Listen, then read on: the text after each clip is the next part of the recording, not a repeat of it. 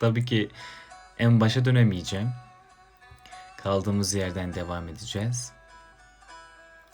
Müşka teyzemizde kalmıştık. Müşka teyzemiz 86 yaşındaydı arkadaşlar. Ve tek başına gelmişti. Yürüyemiyor kendisi. Tekerlekli sandalyede. Biz yardımcı oluyorduk her şeylerine. Gerekirse yani lavaboya indirmek de buna dahil tabii ki.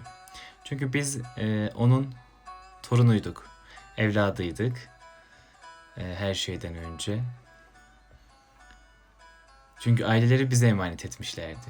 Yemeğe dahi biz indiriyorduk kendilerini.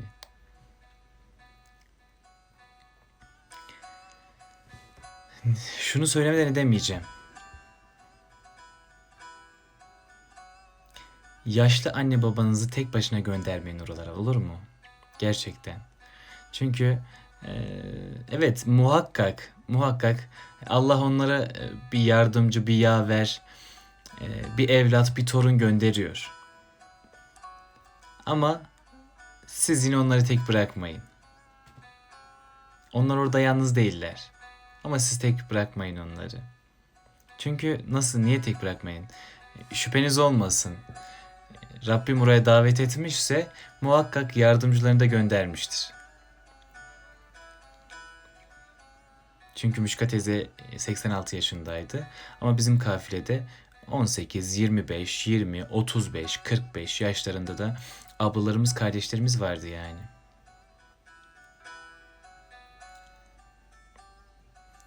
Sağ olsunlar, hepsi gelip yardım ediyordular yani. Yardım eden bulunur.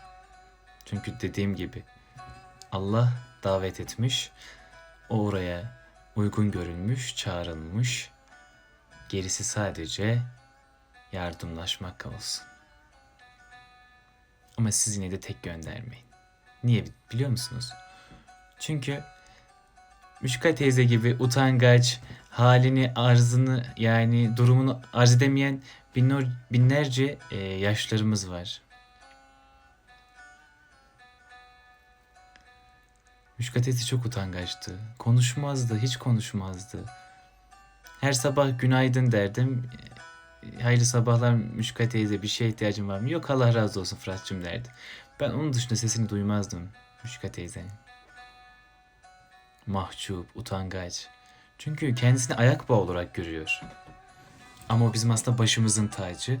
Belki de oradaki mükemmel yerleri birkaç yani normal şartlarda giremeyeceğiniz yerlere girme anahtarımdı benim. Tabi bunları buradan anlatmak rahat ama orada birebir yaşayınca bunları söylemek gerçekten çok etkileniyor insan yani. Ne biliyor musunuz? Mesela Kabe'ye elinizi sürmek tamam, çok zor bir şey değil ama bunun yaşında, bunun yanında yani her şeyden önce çok kalabalık. Bazı şeyleri aşağı giriyorsunuz oraya. Ama ben Müşka teyze sayesinde bize herkes yollarını açtı. Kabe'ye elimizi rahatlıkla sürdük. Müşka teyze, düşünün ki 2017 umresinde giriş sadece bir yerdeydi. Bir yerden girince tavafınızı ettikten sonra bir daha tekrar orayı dolaşıp aynı yerden çıkmanız gerekiyor. Bu devasa yorucu bir şey. Müşka teyze zaten yürüyemiyor. Tekerlekli sandalyeye de Kabe'nin etrafına giremiyoruz. Biz Müşka teyzeyi sadece Kabe elini sürdüreceğiz. Çünkü tavafını falan her şeyini biz uzaktan yaptırdık. Nasıl bir şey biliyor musunuz? Rabbim nasip ediyor. Kabe'ye giriyorsunuz ama elinizi süremiyorsunuz. Müşka teyze yaklaşık 10 gün boyunca yandı, kavruldu ama hiçbirimize ben elimi Kabe'ye sürmek istiyorum diyemedi. Çünkü mahcup. Çünkü ayak bağı olarak görüyor kendisini.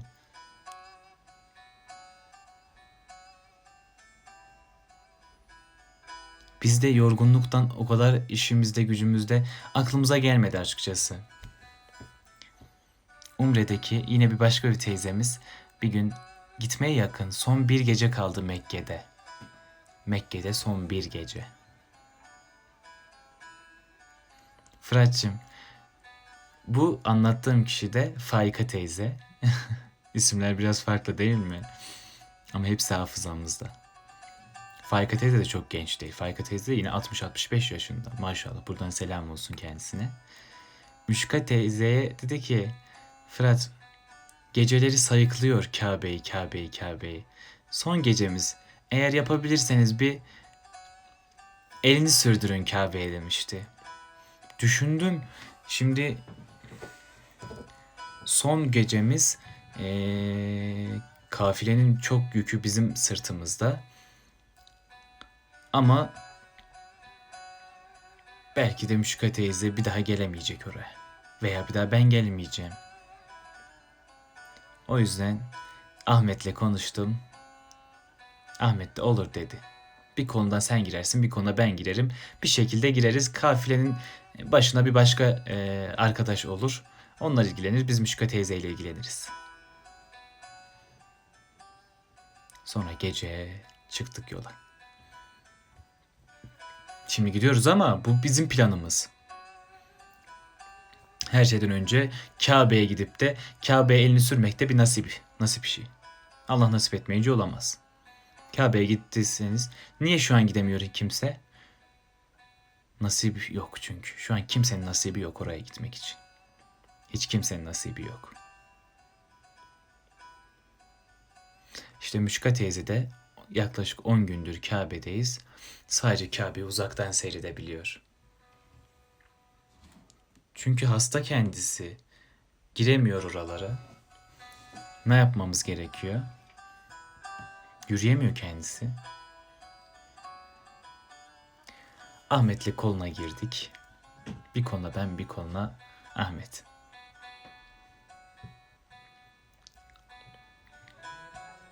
Gidiyoruz ama korkuyoruz. Ne konuda korkuyoruz? Polisler çok sertler. Her şey yapabilirler yani. Oradan bizi geri çevirebilirler. Biz gözümüz döndü, yani gireceğiz. Girdik. Polis bizi görmedi. Biz polisten sıyrıldık gittik.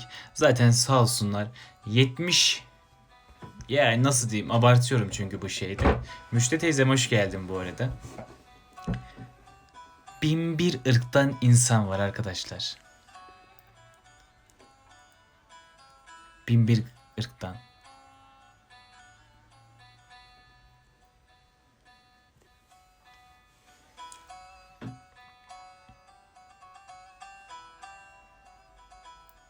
Herkes Müşka teyzeyi görüyor. Müşka teyze zaten bir görün o kadar tatlı ki, böyle ufak tefek bir teyzemiz. Çok ufak. Girince içeri Müşka teyze o halde görenler herkes böyle yol verdi Müşka teyzeye. Biz en sonunda amacımıza ulaştık. Müşka teyzemizi, elini yüzünü Kabe'ye sürdürdük elhamdülillah. Şimdi evet, zor bir kısmı atlattık. Ama asıl zor kısım bir daha tekrar orayı dönüp çıkışa gitmek. Ama Müşka teyzeyi o halde yürütmek imkansız, çok kalabalık birincisi. İkincisi Müşka teyze yürüyemiyor. Hani sırtına alıp gezdirebilecek bir teyzemiz değil. Biraz kilolu. Ve ben o zaman 18 yaşındayım. Sıska, hafif, zayıf. 60-65 kilodayım yani. Gücüm kuvvetim yok. Keşke yani Allah güç kuvvet verseydi sırtımda götürseydim. O ayrı bir mesele de. Yok. Ahmet'te de yok. Ahmet de aynı benim gibi. Bende de yok. Müşka teyze çok yoruldu.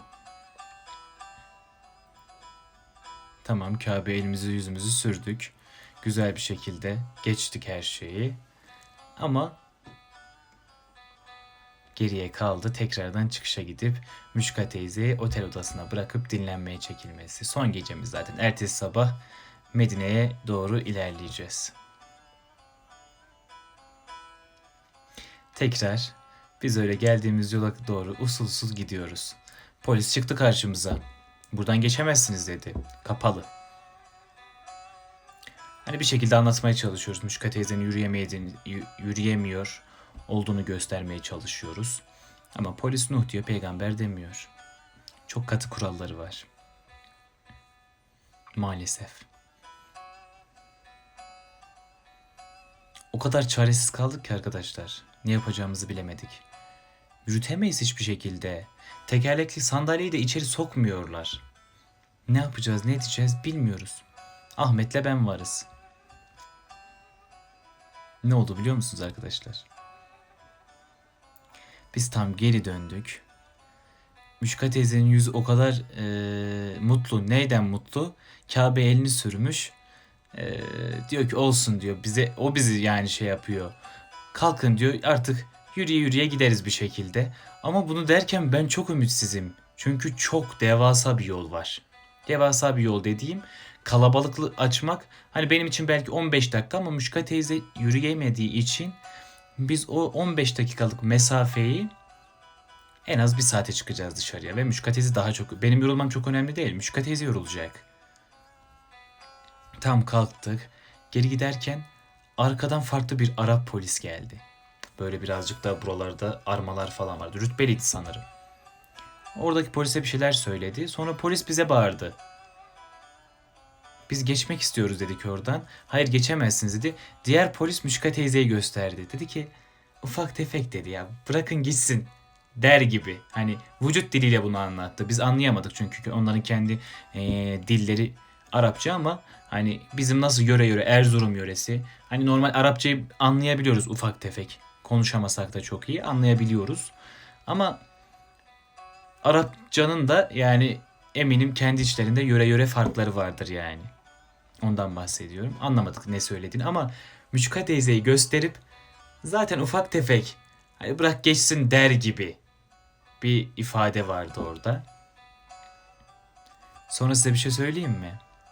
Hani şu an nasıl Kabe kapalı, sadece orada tek başına namaz kılan kim vardı? Kabe'nin temizlik görevlisi. Tek başına namaz kılıyordu ya. Hepimiz hani diyorduk ya, Allah'ım ne kadar senin şanslı kulun ki orada tek başına Allah'ın huzurunda sana namaz kılmayı Rabbim nasip etmiş diyoruz bunu değil mi? Biz de az nasiplenenlerden değildik arkadaşlar.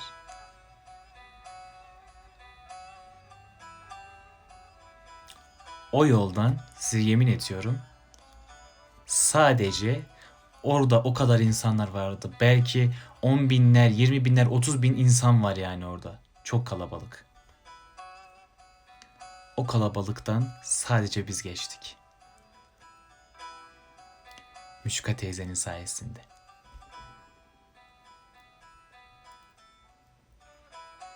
Müşka teyzenin sayesinde biz geçtik.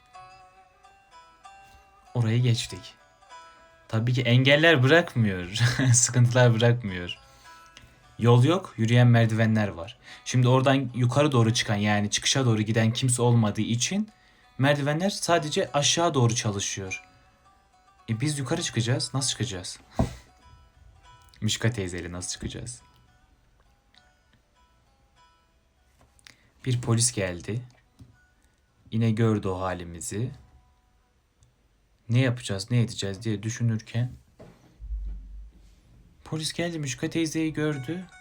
Hani bizim buradan çıkacağımızı anladığı için adam yürüyen merdiveni farklı şekilde çalıştırdı.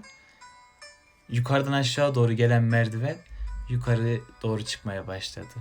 Yani bizim çıkışa doğru gideceğimiz yere doğru çalışmaya başladı.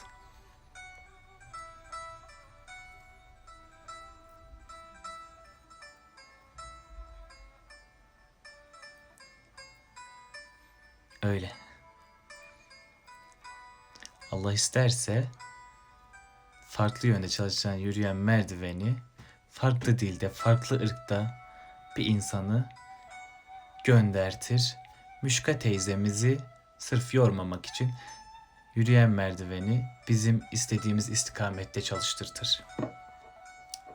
Bunlar Allah'ın hikmetleri. Sorgu sual olunmaz.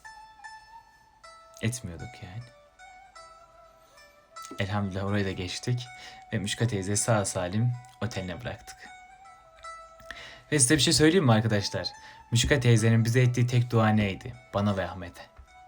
Sizin sesinizi inşallah tüm Türkiye dinler.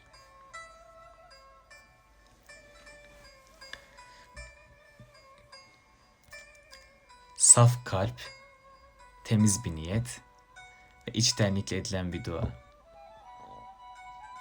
Ve dua ettiğin mekanda Kabe-i Muazzama'nın yanı başı. Kabul edilmeme gibi bir ihtimal yok.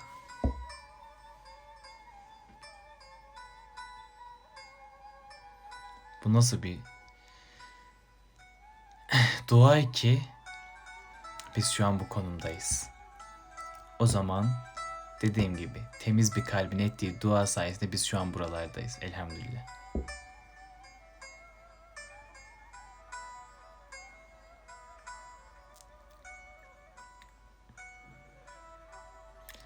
Sonra ne oldu arkadaşlar? Başka bir anıma geçeyim. Hep deriz ya kul sıkışmayınca Hızır yetişmezmiş. Tabii ki orası o da ayrı bir bakış ama biz gerçekten evet sıkışmıştık. Rabbim çok şükür yardım etmişti. Elhamdülillah. Osman'ım hoş geldin. Kabe'ye ilk gittik. Hani söylemiştim ya ben ilk umremde. İlk umreye annem geldi, yengem geldi ve teyzem geldi. Hepsi öz. Annem, teyzem, annemin ablası ve yengem, amcamın hanımı. Üçünün de ailede benim için çok farklı yerleri vardır. Hepsinin emeği benim üzerimde fazladır. O yüzden ilk umremde o üç ismi de yanımda götürdüm. Çok şükür. Müşka teyze yaşıyor evet arkadaşlar. İnşallah size o Müşka teyzeyi bir gün göstereceğim yani. Ziyaret etmeye gidince göstereceğim muhakkak sizlere. Uzun zamandır takipçinim, sakın yolundan şaşma oğlum. Dua edin inşallah.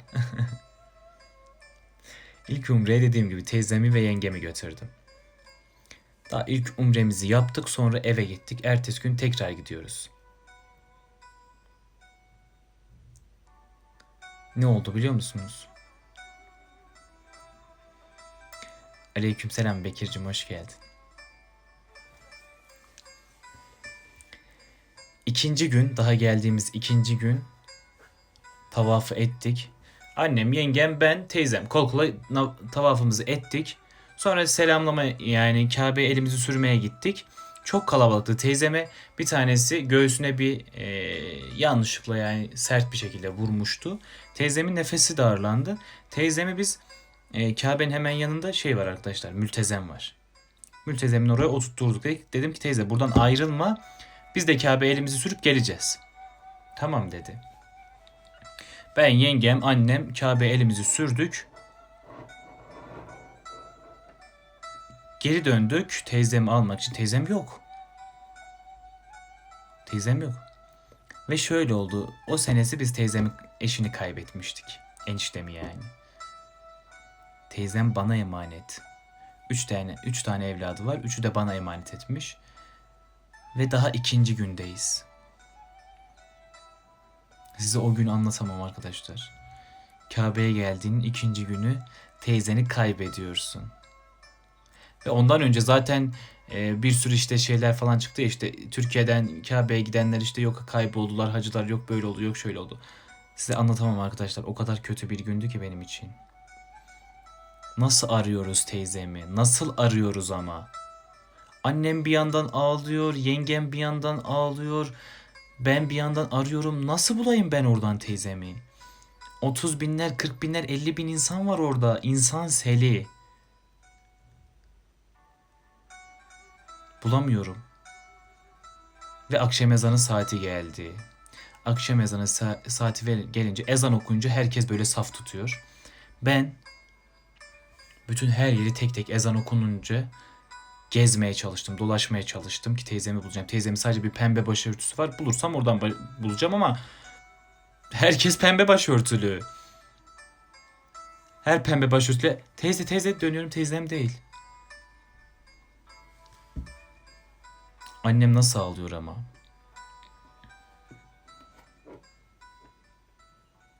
Başladım ben de ağlamaya. Ahmet'le arıyoruz bir de. Ahmet beni teskin etmeye çalışıyor ama hiç duymuyorum kimseyi. Bunu bir Ahmet'le de olursa anlatırım. Telefon falan yok. Hiçbirinin telefonunu getirmedim. Telefon falan hiçbir şey yok. Zaten en büyük hatayı orada yaptım. Ahmet'le arıyoruz. Ahmet beni teskin etmeye çalışıyor ama hiç dinlemiyorum Ahmet'i. O kadar sinir yani öfke vermiş bana. Hüngür hüngür ağlıyorum. Kabe'nin etrafında herkes bana bakıyor yani öyle ağlıyorum. Çünkü annem bir yandan bastırdı, yengem bir yanda bastırdı. Bulamıyorum ve Kabe'de ikinci günümüzde hani 5-6 gün olsa diyeceğim ki tamam teyzem çok akıllı bir kadındır. Kaybolsa dahi otelin yolunu dahi bulabilecek zekada bir insandır. Annem kaybolsa tamamen ümidi keserim yani. Annem çünkü hiç bizsiz hiçbir yere gitmez yani. Ama teyzem o konuda iyidir yani. Ama daha ikinci gündeyiz. İkinci gün olduğu için çok korktum.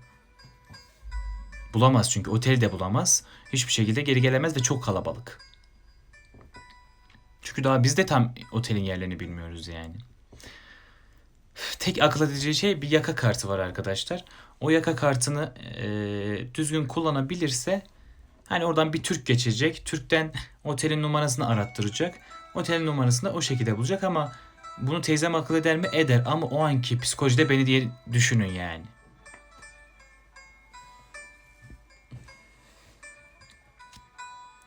Arıyoruz. Teyzem yok. Namaz kılındı teyzem yok. Tam 1 saat oldu. Artık annem ağlamaktan gözleri şişmiş. Yengem öyle. Ben zaten haykıra haykıra ağlıyorum. Ahmet de artık beni teskin ediyor ama Ahmet de korkmaya başladı ufaktan. Belli etmiyor bana. Çünkü çok çok kötü oldum. Size bir şey söyleyeyim mi? Bunu Ahmet anlatıyor. Ben söylemiyorum.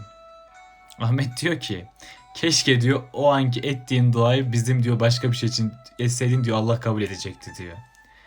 Arkadaşlar öyle bir içten Ahmet diyor dediğim gibi bunu Ahmet anlatıyor. Ben hatırlamıyorum zaten o zamanı o ana dair hiçbir şey hatırlamıyorum. Ahmet diyor ki ellerini açtın Kabe'ye döndün dedin ki Allah'ım Kabe yüzü suyu hürmetine teyzemi bize kavuştur diye dua etmişim. Sonra dışarı çıktık. Dışarıda bir yudum zemzem aldım. Dışarıda zemzemlikler var. Orada bir yudum zemzem aldım. Sonra baktım. O kadar kalabalığın içinde teyzem bana doğru geliyor. O anda zaten o kadar sinirden elim ayağım boşaldı. Ben yine şu an hala mesela böyle hüngür hüngür ağlayala gittim teyzeme sarıldım. Herkes bize dönmüş bakıyor. Teyzem de başladı ağlamaya. O da korkmuş. Annem ağlıyor. Çok yani böyle görmeniz lazımdı yani halimizi. Teyzemi buldum ama sanki hani hepinizde olmuştur. Çok böyle kaybettiğiniz hani çok değerli bir şey bulursunuz ya.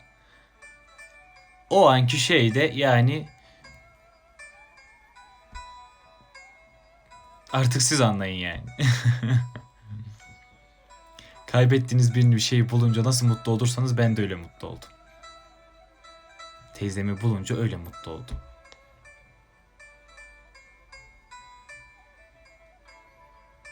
Çok şükür. Ondan sonra nasıldı biliyor musunuz? Artık böyle iple bağlıyordum üçünü. Zaten yengem de çok zekidir. Teyzem de çok zekidir. Yine annem aralarında böyle çok yani şey değildir. Hareketli değildir. Onlar daha böyle aktiftirler. Annem daha pasiftir. O yüzden annem hep onlara emanet ederdim. Yine bir gün de böyle annemi kaybetmişliğim var. Oradaki kaybetmek çok kötü arkadaşlar. Annemi de kaybettim. Yine aynı şeyleri yaşadım. Onu da böyle kısaca geçmek istiyorum. Biz sabahtan çıktık. Keşke orada olsam ben de kaybolsam. Öyle olmuyor işte. Öyle olmuyor arkadaşlar. Tek başına kaybolsa ben de diyorum kaybolayım ama arkada bıraktığınız bir şey varsa ona işte çok kötü oluyor.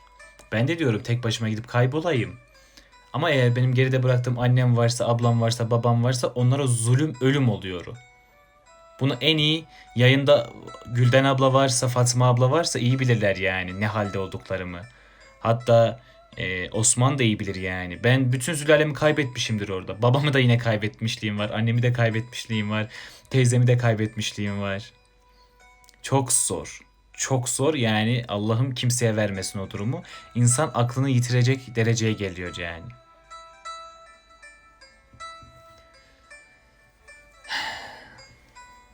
Ben yeter ki orada olayım istiyorum. Anne babaya ve sevdiklerimiz başka tabii ki. Aynen. Ben de onu diyorum yani. Sabahtan çıktık. Annem de sabahtan bizle beraber çıkmış. Akşam yemeğine geldik otele. Annemi hiç kimse görmemiş. Hiç kimse. Sadece herkes bütün kafile yemekte. Annem ve Trabzonlu Hacı Anam var bir tane. Hacı Sevgi. O yok. Bak Gülden abla yazmış ki nasıl yana yakıla aradığını bilmem mi cancağızım demiş. Gülden abla nasıldım Allah aşkına anlat ya. Nasıldım yani. Böyle kanımı etimi kesseniz kanım akmayacak. Öyle kötüydüm yani. Neyse yemekteyiz. Herkes orada. Bir tek annem yok bir de o Trabzonlu Hacı Sevgi yok. Herkese soruyorum yok anneni hiç görmedik. Anneni yapmadı işte yok görmedik. Allah'ım yine benim karnım ağrı girmeye başladı. Gittim ta bizim Türkacıların çıktığı bir kapı vardı o zaman. Orada böyle yüksek bir şey vardı, merdiven vardı. Hani izci gibi oraya çıkıp oradan böyle etrafı görebiliyordum yani. Hatırlıyor musunuz Gülden abla? Gülden abla geldi, Fatma abla geldi. Onları da seferber ettim. Dedim ki ben göremem belki siz görürsünüz. Oraya böyle tek tek dizdim hepsini. Ya onlar da hakkını helal etsinler. Onları da az çektirmedim yani o konuda. Yukarı çıktım nasıl biliyor musunuz? O anki durumumuz çok böyle trajikomik bir şeydi. Şimdi beni tanıyanlar geliyor. Aa diyor sen o ilahi söyleyen çok uzun. Bir tane fotoğraf çekelim. Tamam teyze diyorum. Fotoğraf çekiyorum ama fotoğrafa bakmıyorum. Hep gelen geçine bakıyorum ki acaba işte annem gelecek mi? Geçerse görmem falan. Delirmiş gibi. Anne de feryat figan arayışların dün gibi aklımda demiş Gülden ablam. Vallahi öyleydi. Şimdi yukarı çıkınca tamam ben herkesi görüyorum ama ben de böyle kabak gibi herkes de beni görüyor. Yani herkes beni tanıyor ve Türk acıların çıktığı bir yeri düşünün. Beni gören aa diyor işte anne o çocuk değil mi? İşte teyze diyor ki aa sen o çocuksun diyor. Fotoğraf çekilelim. Tabii ki çekilelim. Fotoğraf çekiliyoruz böyle. Hiçbir o zaman çekilenler de haklarını helal etsinler. Kamera hiçbirinin bakmamışımdır yani. Hep gelene geçene bakıyordum ki annem geçerse görür belki kaçırırım. Şey yaparım diye. Neredeyse arkadaşlar yassı da okundu, namazlar bitti. Ben hala oradayım. Ümidi kestim. Ağlamaktan helak olmuşum. Fatma abla, Gülden abla, sonra yine birkaç daha ne daha kişiler vardı. Onlar hepsi oradalar. Hepsini de seferber etmişim orada. Asker gibi dizmişim ben göremediklerimi sen gör. En son arkadaşlar böyle arka tarafta baktım 2 tane dombili geliyor bize doğru. Biri annem biri Hacı Sevgi el ele tutuşmuşlar. Bunları görünce ama nasıl diyeyim ki herkes Fırat'ın derdinde biz Saide teyzenin derdindeyiz diyor Gülden abla. Aynen aynen. Şimdi bir de sinirliyim hani annemi bulamıyorum arkadaşlar. Öfke veriyor o bana yani. Çok kötü öfke verdiği için insanlara fotoğraf çekiliyorum. En son arka taraftan baktım. Hacı Sevgi ile annem geliyorlar. Hacı Sevgi beni görünce anladı zaten. Oğlum dedi biz haber veremedik. Sen de mi bizi arıyorsun dedi. Dedim be dedim Hacı Anam dedim bu yapılır mıydı dedim ya. Dedim benim şurada 50 yıllık ömrüm varsa 25'e indi dedim ya. Benim bir garip anam var kimsem yok zaten dedim. Onu da burada kaybettim ne yapayım dedim. Annem görünce bana bir sarıldı ağladı. O da anlamış. Ben de ona sarılınca ağladım. Otellerimiz çok yakın aksine ama annem gerçekten tek başına beceremez yani. Hacı Sevgi yanında, hani Hacı Sevgi de kaybolmuş onunla beraber diye içim bir tık rahat. Ama diyorum Hacı Sevgi de bununla beraber değilse diyorum tamam gitti annem. Hayatta bulamaz yani. İmkansız. Erdem abi hoş geldin. Öyle bir annemi kaybettim. Ondan sonra neredelermiş biliyor musunuz arkadaşlar? Sabah işte benle beraber çıkmışlar. Öğle, ikindi, akşam yatsıyı kılmışlar. 10 tavaf etmişler. Öyle gelmişler. Karşına çıkan hayranlarını da hiçbir zaman kırmazdın sen. Can parçasısın. Herkesle fotoğraf çekilirdin demiş. O yapmazsak olmaz o zaten ablam. Onlar uygun görmüş fotoğraf çektirmişler. Elbette biz de çekileceğiz yani.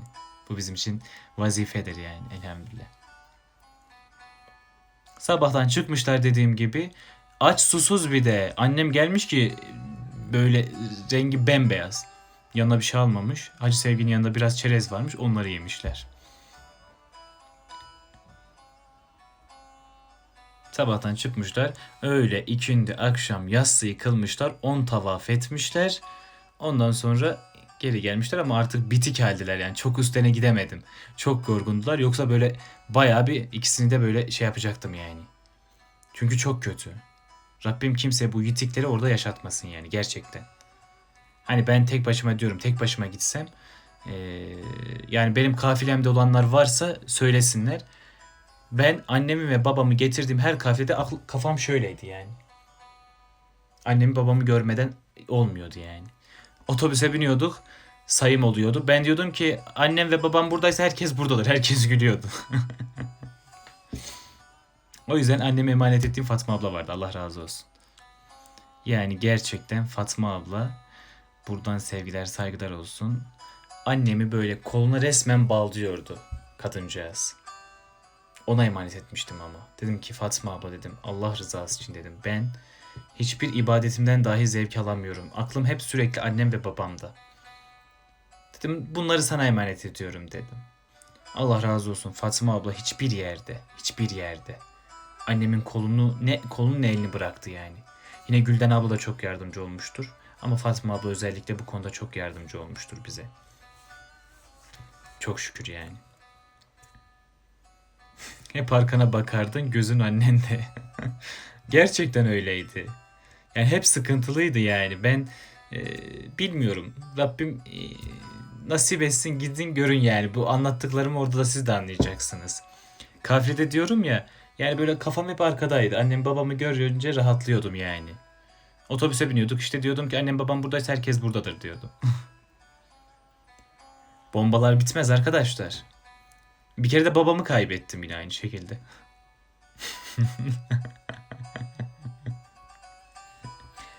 Babamı da kaybettim ama babamı ben bulmadım. Babamı İsmail abi var. Menajerimiz biliyorsun İsmail Yavuz. O buldu onu da. Şimdi Uhud'a gittik arkadaşlar. Uhud çok kalabalık. Şimdi bizden gençler var. Bizim kafilenin bayrağı var. Herkesin elinde. Herkesin elinde diyorum. Önden geçen bir arkadaşa verdik uzun boylu. Hani bu bayrağı sallayın. Hani kaybolan bu bayrağı görür en azından. Çünkü o bayrak görülmeyecek kadar büyük bir şey de görülmeyecek kadar küçük bir şey değil. Orada bile kayboldu babam. Sen de herkesi kaybetmişsin. Hani derler ya sakınan göze çöp batar. Yemin ederim öyleydim. Şu an belki diyorsun ki hani şey olarak ama kafilede olanlar söylesinler yani. Kayboluyordular abi. Benim de imtihanım orada oydu yani. O da olacak bir de tüm kafileyi kaybetti. Yok çok şükür ya. Bir tek benimkiler gidiyordu yani. Kimseye bir şey olmuyordu. Herkese göz kulak oluyordum. Ama bizimkilere göz kulak olamıyordum. Uhud'da babamı kaybettim. Onun suçu biraz Osman. Bak Osman yazmış. Onda biraz suçlu benim. Çünkü onu da Osman'a emanet etmiştim birazcık arkadaşlar. Osman da sağ olsun. Emanetime güzel baktı. Şaka yapıyorum tabii ki. Yani babam böyle çok hareketlidir. Ve babamı ilk götürdüğüm zaman böyle her yeri böyle ilmek ilmek gezerdi arkadaşlar. Osman çok iyi bilir. Yani babam gerçekten Umre'nin hakkını veren insanlardan biriydi. Annem mesela her sene götürürüm benle beraber. Annem yani bankodur. Annemin yanında ya ablam gelir ya babam gelir. Ya diğer ablam gelir. İnşallah diğer ablamı da bu sene götüreceğim nasip olursa. O da hiç gelmedi. Ama annem bankodur. Yani annemin üçüncü gelişi ama annemi yine bugün götür, bugün yine kaybolur. Öyle yani. Osman demiş ki valla Dursun emmi yanımdaydı bir baktım yok. Aynen öyle olmuş. Ben Osman'ı yana bıraktım. Osman diyor ki bir baktım yanımdaydı bir baktım yok. Ama orası öyle arkadaşlar, bir dalga vuruyor böyle. Siz buradayken alıyor buraya götürüyor. Sonra gidiyorlar. Neyse Uhud'u gezdik. Herkes böyle dedik ki işte bitirdikten sonra gezileri herkes bu otobüse gelecek. Tamam, herkes yaptık ettik. Otobüse geldik. Ne oldu biliyor musunuz? Herkes var. Annem de var. Ama babam yok bu seferde. Seferber olduk bütün erkekler babamı aramaya. Ne kadar olursa olsun insan seni nereden bulacağım babamı? Babam neredeydi Osman? Hatırlat hadi. Uhud'da kimin kabrinin yanındaydı? Başındaydı Osman. Söylesene. Bakalım Osman hatırlıyor mu arkadaşlar? Kimin kabrinin yanındaydı Osman? Babam.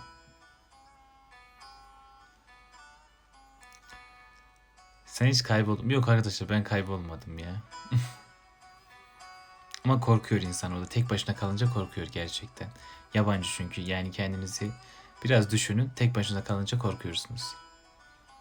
Evet, Uhud'da Hazreti Hamza'nın kabrinin köşesinde bekliyordu. Biz bulamadık. Bizim İsmail abi anlatıyor bunu da, menajerimiz. İsmail abi diyor ki baktım arkası dönük Dursun amcaya benziyor. Gittim baktım Dursun amca dedim. Dursun amca beni görünce gözleri ışıklandı. Korkmuş babam da. Hani bakmış bizim o dalgalan bayrağı göremeyince korkmuş o da. Diyor beni görünce bir sarıldı bana. Diyor ki korkumdan diyor hiçbir şey yapamadım, durdum burada diyor. Hazreti Hamza'nın kabrinin başına dua etmeye başladım diyor. Fırat maşallah tüm kapıların nereye çıkacağını ezberlemişti diyor. Biz hep biz hep ezberledik ya, çok şükür elhamdülillah. Yani bizim için sıkıntı olmuyor hiçbir yerde. Ama tek başınıza olunca korkuyorsunuz arkadaşlar. Ne yönde korkuyorsunuz? Yabancı çünkü herkes. Derdinizi anlatamıyorsunuz. O yüzden korkuyorsunuz. Hani bizde o sıkıntı vardı ama yaşlılarımız daha fazla korkuyordu. Ama elhamdülillah biz artık Mekke Medine'yi ezberledik. Çok şükür. Çoğu topraklarını biliyoruz yani. Arkadaşlar merak etmeyin, ben Fırat'ı her yerde bulurum. Aynen, Osman babamı kaybetse de beni kaybetmez yani. Babamı da öyle kaybetmiştik arkadaşlar. Sonra işte çok şükür ben bütün sülalemi kaybettim.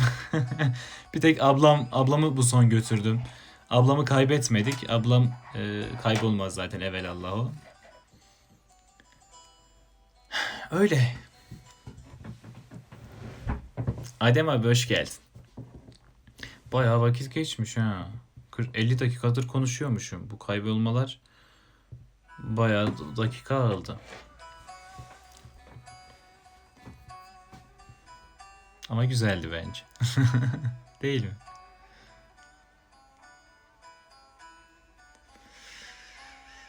Rabbim herkesi oralara da gidip bu kaybolma maceraları dışında diğer bütün güzellikleri yaşamayı nasip etsin. Ay şimdi çok korktum. Biz de gitsek kaybolur muyuz acaba? Arkadaşlar kaybolmak çok zor orada. Oradan kaybolmak çok zor. Bizimkiler zoru başarıyorlar zaten. Ben o yüzden baştan söylüyordum ya. Yani orada kaybolan hiç kimse yani bulunamaz diye bir kaydı yok. Muhakkak bulunur. Sakın bu yönden korkma. Yani bunları korkmanız için anlatmadım. Diyorum ya, kaybolanların meseleleri de bu şekilde yani. Hiç duydunuz mu oraya gidip de kaybolup gelemeyen? Çok zor bir ihtimal yani. O yüzden siz hiç korkunuz olmasın yani. Diyorum ya, sadece geride kalanlar birazcık böyle benim gibiler. Çok fazla şey yapıyorlar yani. Ne derler? Düşünüyorduk, biz çok düşündüğümüz için yani şey oluyordu. Mesela Ahmet'in annesi de mesela sabahtan gidiyordu. Ahmet hiç şey yapmıyordu. Niye? Çünkü diyordu ki annem buraları çok iyi biliyor. Rahattı. Benim annem çok iyi bilmediği için e, o yüzden ben korkuyordum yani. Hadi biraz tavaflarınızı anlat. Kabe'ye dokunup hep birlikte Hicri İsmail'e namaz bile kılmıştık. Senin sayende demiş Gülden abla. Evet, 10 dakikamız kaldı. O zaman birazcık da onlardan bahsedelim.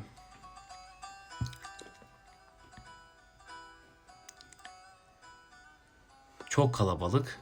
Şimdi erkeklerin birçoğu Kabe elini rahat sürüyor. Hicri İsmail'e rahatlıkla girebiliyorlar. Ama Hicri İsmail çok kalabalık. Hicri İsmail orada kılınan 2 rekatlık namaz 10 bin rekatlık namaza eşdeğer. Şimdi yaşlı teyzeler, işte genç ablalarımız benden rica ettiler. Fırat ne olur bizi oraya götür. Bizi oraya sok. Tamam diyorum ama hani götür sok demeyle sokulmuyor arkadaşlar oralara. Ama ben topladım böyle birkaç tane genç ablamızı. Çok kalabalık. Hepimiz böyle yine birbirimize bağlandık. Ben ablama, ablam da diğer ablaları tuta tuta girdik işte. Hicri İsmail'e girdik, böyle ufak bir daire oluşturduk.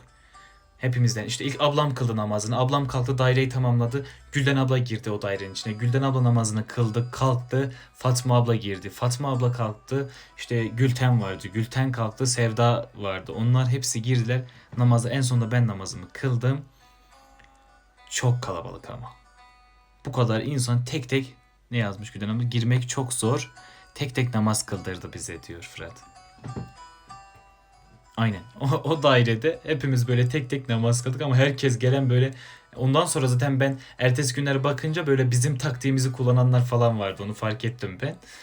Bu daire meselesi falan çok iyiydi yani.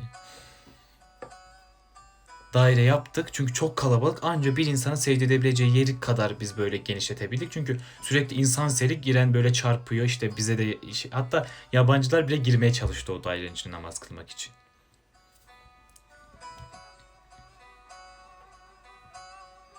Ondan sonra namazda kıldık. Namazları kıldık. Şeyi de anlatsana, şu Gülden ablalarla tekbir diye bağırmıştık. Herkes bize bakmıştı. O ayrı, o da ayrı mesela. Son gittiğimizde akşam böyle geç saatler, 2,5-3 saatleri tavafa gittik. Bizim kafile hepsi. Dinlenenler dinlendi. Biz işte gençlerle böyle kaldık. Tavafı bitirdik. Çok az var. Yani şansımızda çok serbestti. Kabe'nin orada insanlar, dinlenenler var, böyle uzananlar var falan. Süleyman abi de o zaman uzananlar arasındaydı.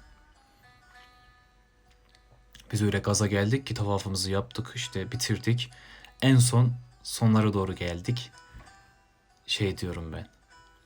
Tekbir diyorum, bizim kafile bağırıyor. Allahu Ekber. Tekbir diyorum, Allahu Ekber. Ama Kabe inliyor arkadaşlar.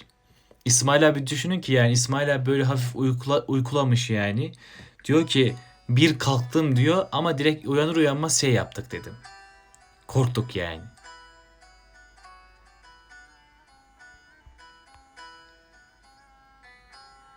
Ama direkt demiş ki bunlar kesin bizimkiler diye söylemiş Süleyman abi.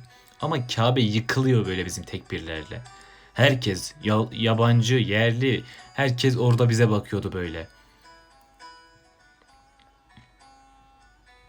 Hacer-ül Esved meselesi var. Hacer-ül Esved meselesini bir dahaki yayında anlatacağım inşallah. Hacer-ül Esved'e giriş hikayemiz çok güzel arkadaşlar. Onu da dinlemeyi unutmayın yani. Hacer-ül Esved'e girmek çok zor. Hacer-ül Esved'e girmek her baba yiğidin harcı değil. Ben mesela bu son gidişimde çok rahat bir şekilde girdim arkadaşlar. Defalarca kez gitmişliğim var. Ama Hacer-ül Esved'e ilk defa bu son gidişimde rahatlıkla girdik yani. O gün de çok özeldi ama onu inşallah bir dahaki zaman, bir dahaki yayında anlatacağım. Zaten az kaldı böyle yayınımızın bitmesine. İnşallah son 5 dakikamız kaldı. 5 dakikada da güzel eserler okuyup yayını bitirelim istiyorum. Ne okuyalım size, ne okuyalım, ne okuyalım, ne okuyalım.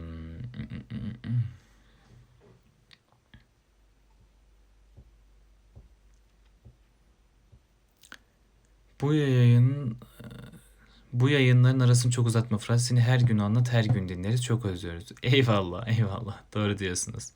Aslında böyle tek tek anlatmamız gerekiyor ama doğru bizim ihmalkarlığımız. İnşallah yapacağız. O zaman bir yollarımı aç Allah'ım ilahisini okuyalım. Yollar var ki aşılmıyor, yüklerle dolaşılmıyor.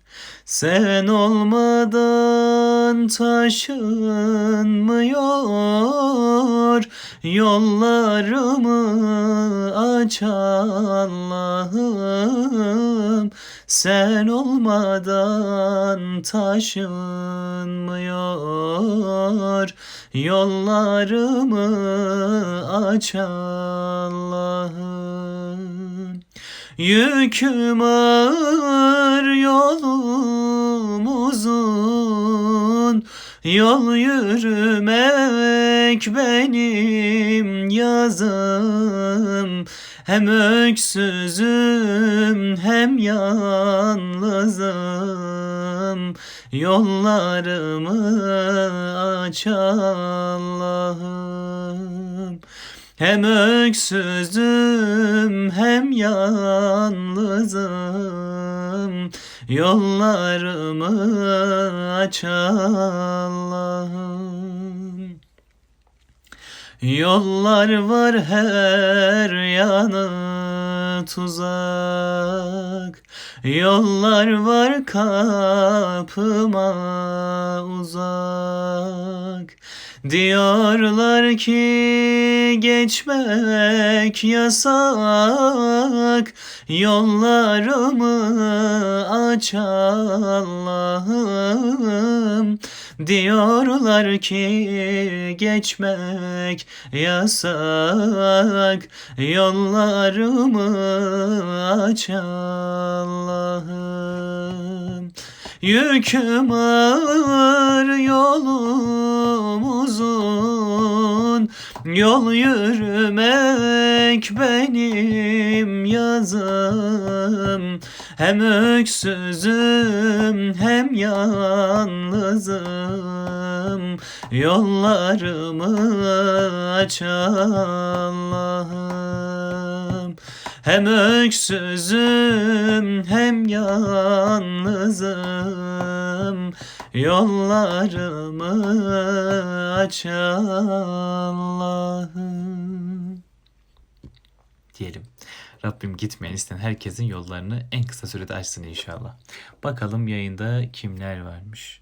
Gürkan burada, Gülden burada, Yasir burada, Fatih burada, Huriye abla burada, Osman burada, Bekir burada, Avokado evi burada, Merve Alaçatlı burada. Herkes burada kısaca. Hepiniz cansınız, ciğersiniz. Evet arkadaşlar yayını sonlandırmaya doğru gitmek üzereyiz. Zaten son dakikalarımız kaldı. Ne demişler? Ya Rab huzuruna kabul ettiğin kullarından eyle demiş Osman. Amin inşallah. Huriye abla Rabbim bir daha nasip etsin inşallah demiş.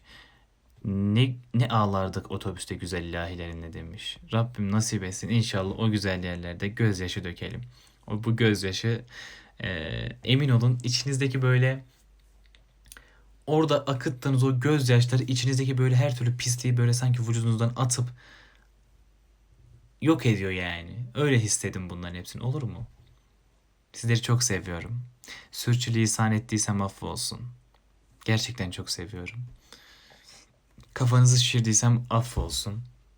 Hakkınızı helal edin. İnşallah bir dahaki umre maceralarında görüşmek ümidiyle. Kendinize çok çok iyi bakın. Son bir dakikamız kaldı. Güzel yine bir saat boyunca dolu dolu bir yayın geçirdiğimizi düşünüyorum. Yorumları oldukça okumaya çalıştım. Osman'ım seni de çok seviyorum. Kendinize çok çok iyi bakın.